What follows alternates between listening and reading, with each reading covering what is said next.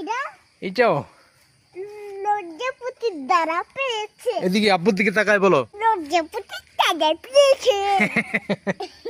বেদবুনিয়া টিএনটির উদ্দেশ্যে রওনা হলাম। হঠাৎ চোখে পড়ল যাত্রী শাওনিটার দিকে। এখানে বন্ধুরা মিলে কত আড্ডা দিতাম। 17 বছর পর টিএনটির ভিতরে যাচ্ছি, জানি না আবেগ ধরে রাখতে পারবো কিনা। আর এটা হচ্ছে আমাদের টিএনটি মেইন গেট। ওই যে আমার আম্মু দৌড়াতে দৌড়াতে আমার কাছে আসতেছে। ও তো পাহাড় দেখে অনেক খুশি। আর গেটের সামনে দাঁড়ানোর পর নিজেকে যেন কোন জগতে হারিয়ে ফেললাম। আর কল্পনা করতেছিলাম অতীতে ফেলে আসা দিনগুলো। এটা হচ্ছে বাংলাদেশ স্যাটেলাইট, আর এটা ছিল আমাদের ফুটবল খেলার মাঠ। এই মাঠে আমরা কত খেলাধুলা করছি। বৃষ্টি হলে তো কথাই নেই, ফুটবল নিয়ে মাঠে নেমে গেছি। আর গাছের মধ্যে তাপুস দোপুস পিছলে খাওয়া, আহ কি মজাই না লাগছে তখন। আবার যদি সেই দিনে ফিরে যেতে পারতাম। আসলে ছোটবেলার স্মৃতিগুলো আসলেই অনেক মধুর হয়।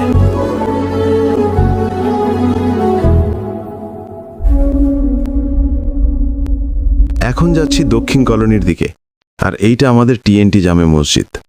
এইখানে কত নামাজ পড়ছি। আর এই মসজিদকে নিয়ে ও আছে আমার অনেক স্মৃতি। ওই যে সামনে দেখতে পাচ্ছেন, ওই বিল্ডিংটাতে থাকতো করিম আঙ্কেল, মানে জেবিনদের বাসা ওইটা। তার পরেরটা রুলামিন আঙ্কেলদের বাসা, মানে বাবু ভাইদের বাসা। আর এখন তো এই বাসাগুলোর নাজেহাল অবস্থা, মনে হচ্ছে এক একটা ভূতের বাড়ি। তারপর হঠাৎ ইয়াকুব আলীর সাথে দেখা হয়ে গেল। অনেক বছর পর ইয়াকুব আলীর সাথে দেখা, তারপর মৃদুল কাকুর সাথে দেখা।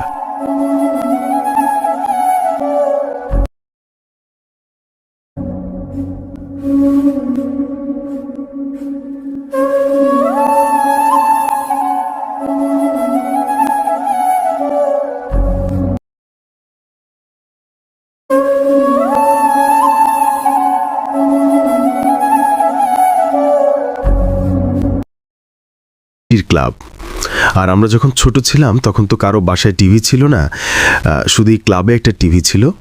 তখন বাবার হাত ধরে ক্লাবে আসতাম টিভি দেখতে। আর টিএনটির যত বড় বড় অনুষ্ঠান এই ক্লাবে হতো। আর ক্লাবের মেসের দায়িত্বে ছিলেন আজহার ভাই। আজহার ভাই খুব ভালো মনের মানুষ ছিলেন। এখন সম্ভবত উনি গাজীপুরে থাকেন। ভাইয়ের জন্য সবসময় দোয়া এবং ভালোবাসা রইল। তারপর ক্লাবের সামনের রাস্তা দিয়ে হাঁটতে হাঁটতে উত্তর করণীর দিকে রওনা হলাম। হঠাৎ কেন জানি মনটা খারাপ হয়ে গেল। চোখ দুটো পানিতে টলমল করছে। আসলে ছোটবেলার স্মৃতি মানুষের জীবনের এক অমলিন অধ্যায়, যা প্রায়শই মধুর এবং নস্টালজিক অনুভূতির জন্ম দেয়। এটি জীবনের সেই সময় যখন কোনো চিন্তা বা দুঃখের ভার থাকে না, শুধু থাকে অফুরন্ত আনন্দ আর সরলতা। চিপা রাস্তা দিয়ে হাঁটতে হাঁটতে আমাদের কলোনির দিকে যাচ্ছি। ওই যে আমাদের 4 নম্বর পোস্টের সিঁড়ি দেখা যাচ্ছে। পোস্টের উপরে পুলিশ বাহিনী নিরাপত্তা দিত। এই পোস্ট এখন বাতিল হয়ে গেছে। এখন এখানে কোনো নিরাপত্তা কর্মী নেই। চারপাশটা সব জঙ্গলে পরিপূর্ণ হয়ে গেছে। আর হাঁটতে হাঁটতে চলে আসলাম আমাদের উত্তর কলোনির সেই ছোট্ট ব্রিজটার কাছে। ছোটবেলায় এখানে কত মার্বেল খেলেছি। আর সামনে ওই বাসাটা শহীদুর রহমান কাকারা থাকতেন, মানে লাভলি শিল্পী বিজলি আপাদের বাসা ছিল এটা। আর এখন বাসার সামনে দাঁড়াতেও ভয় লাগে। চারপাশটা নীরব, স্তব্ধ। আর লাভলি বিজলি শিল্পী আপুদের সাথে আমার অনেক ভালো সম্পর্ক ছিল। ওনাদের পরিবারের সবাই অনেক ভালো মনের মানুষ ছিল। আর আসলে আমরা এক একজন এক এক জেলার হলেও এই টিনটির মধ্যে আমরা সবাই একটা পরিবারের মতো ছিলাম। কারোর প্রতি কারো হিংসা বিদ্বেষ ছিল না। সুখে দুঃখে সবাই সবার পাশে থাকতাম। আর ওই যে সামনের ফ্ল্যাটটা দেখছেন, ওই ফ্ল্যাটে আমরা ছিলাম অনেক বছর। আর ওর আব্বু তো ফ্ল্যাটের সামনে দাঁড়ানোর পর আবেগ জন্য আর ধরে রাখতে পারলো না। বাচ্চাদের মতো ফেল ফেল করে কাঁদতে লাগলো। তখন আমি ওকে সান্ত্বনা দিলাম, কিন্তু ও তো এক নজরে ফ্ল্যাটের দিকে তাকিয়ে আছে আর ও জোরে চোখের পানি পড়তেছে। তখন আমি ওর কান্না দেখে আমি নিজেও কেঁদে দিলাম। আমার ছোট্ট মামুনিটা যখন ওর আব্বুকে সান্ত্বনা দেয় এবং বলে, আব্বু তুমি কাঁদছো কেন? তখন ওর আব্বু বলে, আম্মু আমরা উপরের ডান পাশের ফ্ল্যাটটাতে ছোট থেকে বড় হয়েছি। এখানে যে কত স্মৃতি আছে আমার, তোমাকে বলে বোঝাতে পারবো না। তখন আমার আম্মুটা তার আব্বুর মাথায় হাত বুলিয়ে দেয়, তখন তার আব্বু একটু শান্ত হয়। আর বাম পাশের ফ্ল্যাটে ছিল রাজ্জাক কাকা, মানে রূপা, রুনা আর রুমাদের বাসা। ওদের সাথে আমাদের খুব ভালো সম্পর্ক ছিল। আমরা একসাথে কত গল্প, আড্ডা, খেলাধুলা করেছি। তাদের সাথে আছে আমাদের অনেক স্মৃতি। আর নিচের 2 ফ্ল্যাটে থাকতো বিল্লাল কাকা আর জাহের কাকা। ওনাদের সাথে আমাদের খুব ভালো সম্পর্ক ছিল। রাজ্জাক কাকা, বিল্লাল কাকা এখন জীবিত নেই। ওনারাও খুব ভালো মনের মানুষ ছিলেন। আল্লাহ যেন ওনাদের জীবনের সমস্ত গুনাহ মাফ করে দিয়ে জান্নাতের উচ্চ মাকাম দান করেন। আর আমাদের বাসার সামনে বিশাল এক জলপাই গাছ হইছে, আর গাছে অনেক জলপাই ধরছে। আর আমাদের ফ্ল্যাটের পিছনে আমি সবজি বাগান করেছিলাম, তখন ওইখানে একটি বাঁশ জীবিত হয়েছিল। আর সেই একটি বাঁশ থেকে এখন বিশাল বাঁশঝাড়ে পরিণত হয়েছে। আর এই ফ্ল্যাটে থাকতো মুস্তফা কাকা, লতিফ কাকা, গিয়াসুদ্দিন কাকা। আর উপরের ডান পাশের ফ্ল্যাটে থাকতো, আসলে আমি ওনার নামটা ভুলে গেছি, আমাদের টিএনটির গাড়ি চালাইতো। ওনারাও সবাই খুব ভালো মনের মানুষ ছিলেন। মুস্তফা কাকাও এখন জীবিত নেই, ওনাকেও আল্লাহ সুবহানাহু ওয়া তাআলা মাফ করে দেখ। এবার আরেকটু পিছনের দিকে যাওয়া যাক।